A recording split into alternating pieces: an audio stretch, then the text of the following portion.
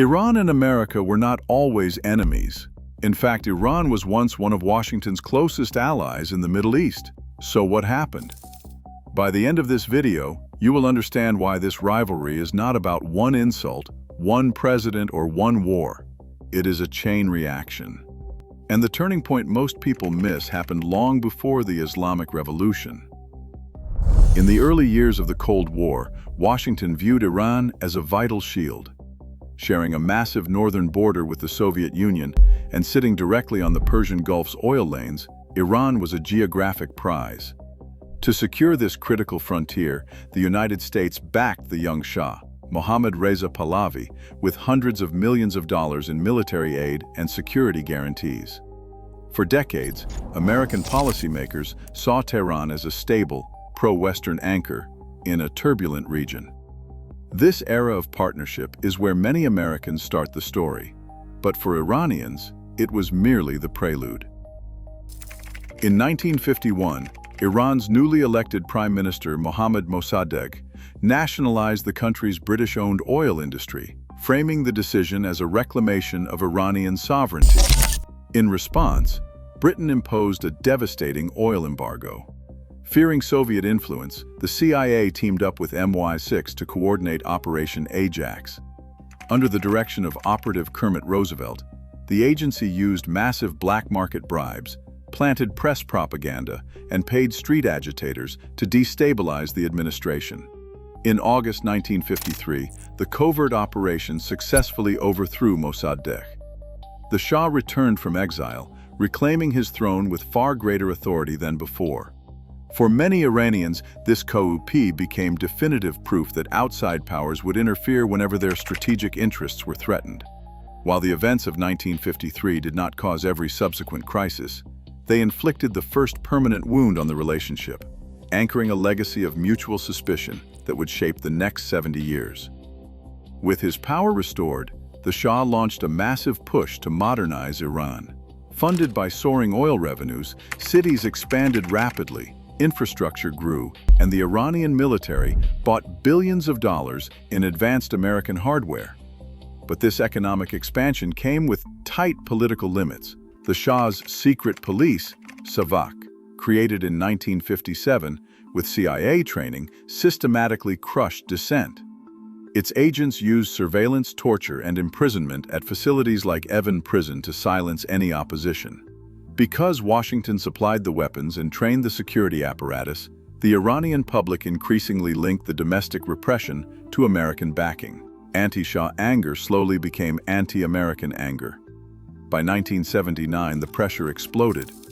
A broad coalition of secular liberals, leftists, and religious traditionalists overthrew the monarchy, forcing the Shah into exile. Ayatollah Ruhollah Khomeini returned to Tehran, establishing an Islamic Republic built on the absolute rejection of foreign domination. The final break came that November. After the United States admitted the exiled Shah for medical treatment, Iranian student militants, fearing another coup like the one in 1953, stormed the United States Embassy in Tehran. They took 52 Americans hostage, holding them for 444 days. For the American public, the crisis was a shocking violation of diplomacy and a deep national humiliation. For the revolutionaries, it was a defensive precaution to protect their new state. Washington severed diplomatic ties, cementing a mutual distrust that would last for generations. Comment one word: history or security.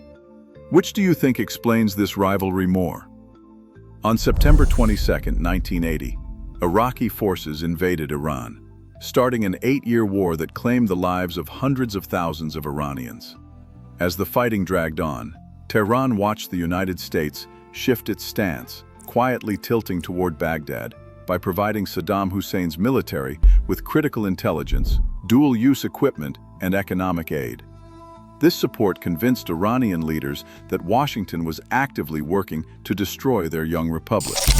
The trauma of the war reached its peak on July 3, 1988, when the U.S. Navy cruiser USS Vincennes shot down a civilian airliner, Iran Air Flight 655, over the Persian Gulf, killing all 290 people on board. To Washington, the disaster was a tragic mistake in a highly tense combat environment where crew members misidentified the Airbus A300 as an attacking military jet. To Tehran, it was a deliberate act of state terrorism that proved absolute American malice. These 8 years of isolated struggle permanently changed how Iranian officials viewed survival. The memory of fighting alone against a US-backed adversary hardened into a generational security doctrine, convincing Tehran that only self-reliance and asymmetric defense could protect the nation from foreign threats. The United States increasingly turned to economic sanctions as its primary tool of pressure, systematically targeting Iran's trade, banking, weapons programs, and oil exports. Washington viewed these restrictions as a necessary tool to force a change in the state's behavior. Tehran, meanwhile, portrayed them as collective punishment designed to devastate everyday livelihoods, using the economic pain to strengthen nationalist support. This economic conflict expanded into a direct standoff over Iran's nuclear program. The United States and its allies feared Iran was working toward nuclear weapons capability, while Tehran insisted its nuclear ambitions were entirely peaceful. A breakthrough arrived in 2015 with the Joint Comprehensive Plan of Action, known as the JCPOA, which temporarily lowered the temperature through strict enrichment limits and continuous international inspections. But the agreement quickly collapsed. In 2018, the United States withdrew from the deal. Iran saw the exit as definitive proof that Washington would never keep its promises, while American critics argued the original deal was too weak to address broader regional threats. The withdrawal shattered the fragile diplomatic opening, reigniting mistrust on both sides.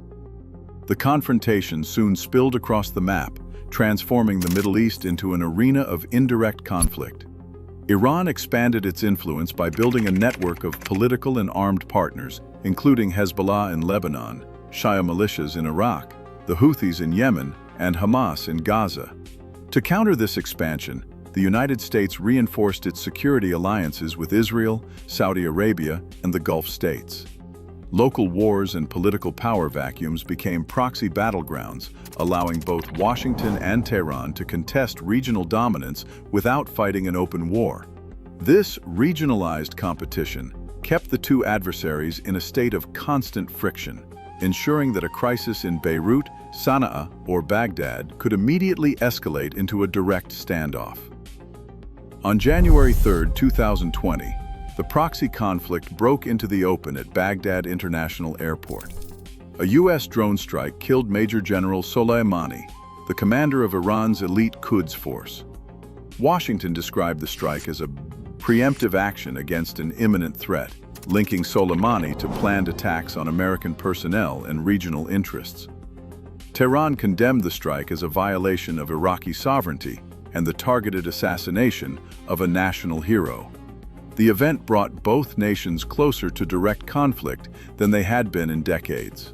5 days later, Iran retaliated by firing ballistic missiles at Iraqi bases housing American troops. For both sides, the crisis confirmed their pre-existing fears, showing how rapidly decades of accumulated mistrust could lead to an open and devastating military confrontation. Beneath the state-level hostility lies a complex society where public opinion is not uniform.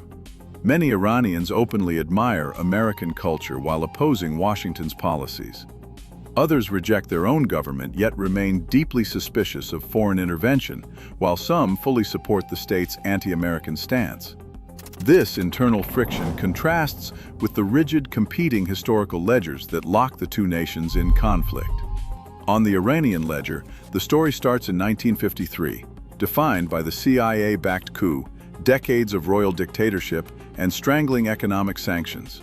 On the American ledger, the timeline begins in 1979, dominated by the embassy hostage crisis, state-backed armed groups, and nuclear fears. Because both sides operate from different starting points, every new escalation serves as immediate confirmation of what each side already believed. While governments trade threats, ordinary Iranians and Americans pay the price of unresolved history. This is not ancient hatred. It is a modern political rivalry, built over decades by choices, fears, interventions, revolutions, sanctions, and security calculations. Subscribe for more clear geopolitical breakdowns without the propaganda filter.